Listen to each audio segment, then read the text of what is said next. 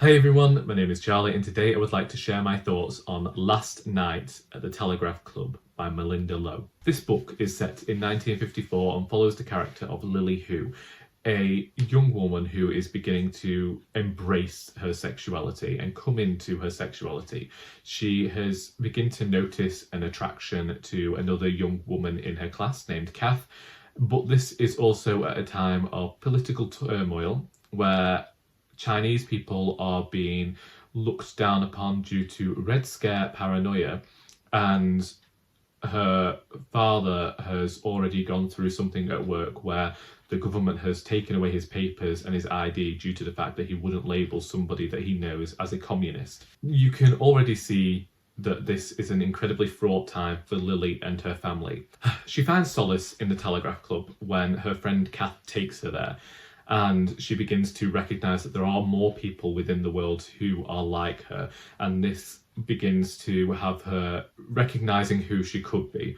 Of course, this also comes with the idea that she has to keep it a secret because of the time that this book is set, and although she might be beginning to feel these attractions, she doesn't yet properly know the words for what she's feeling, because the literature that she's reading that has these queer stories in, she finds one book at a pharmacy. It's a pulp novel.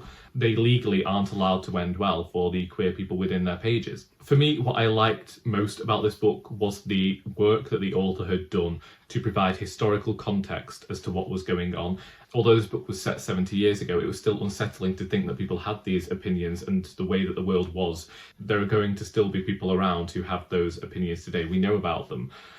And to think that people like Lily would have to experience that is very difficult to contend with. I like the writing. Within the first 100 pages, I was sending messages to Charlie to say to her, you need to read this book. I can't say that that continued as the book went on. Something that the author does is that before the end of each part, she will include a timeline of political events so that it adds more of that historical context that I was talking about, so that you can see where people were at the time in which this part is set.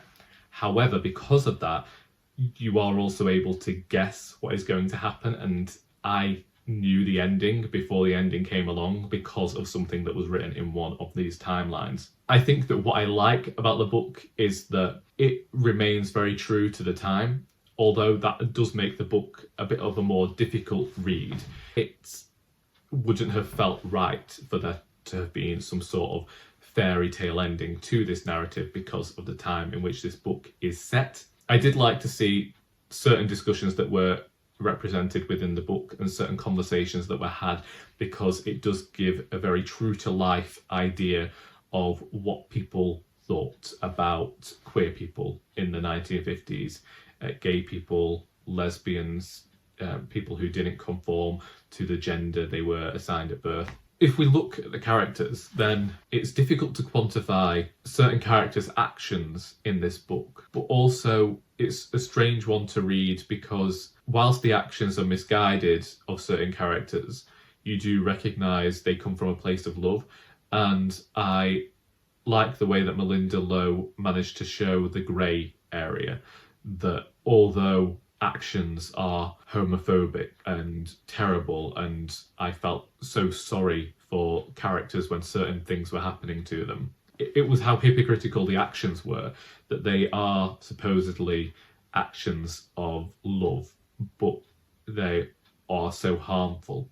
I like that the author had managed to create such nuanced characters, such complex characters, such characters that were able to do things that weren't necessarily hugely awful. They weren't physical. They were doing what they thought was the best, even though it was harmful. And whilst I disagreed with their actions, I could understand their actions, and it felt true to life and true to the time, as heartbreaking as that might be. I think that Malinda Lo dealt with her protagonist's sexual awakening and recognising her sexuality deftly and with care. Although for me, I think that this book might be a one and done type book, and I'll probably end up donating it to the charity shop. I think that it is splendid.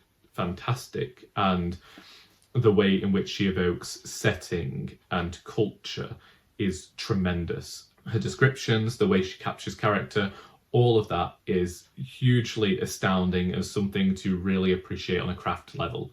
So I was impressed, and I think that I do recommend this book as a historical novel, as a novel that's looking at the history of the way sexuality was viewed in San Francisco, in America at that time. I don't know San Francisco at all, but I feel like people who live there will really get a lot out of the place names and road names and everything that's described and mentioned in this novel. And that's Last Night at the Telegraph Club by Malinda Lo. If you've read this book or would like to discuss it, then please feel free to do so in the comments.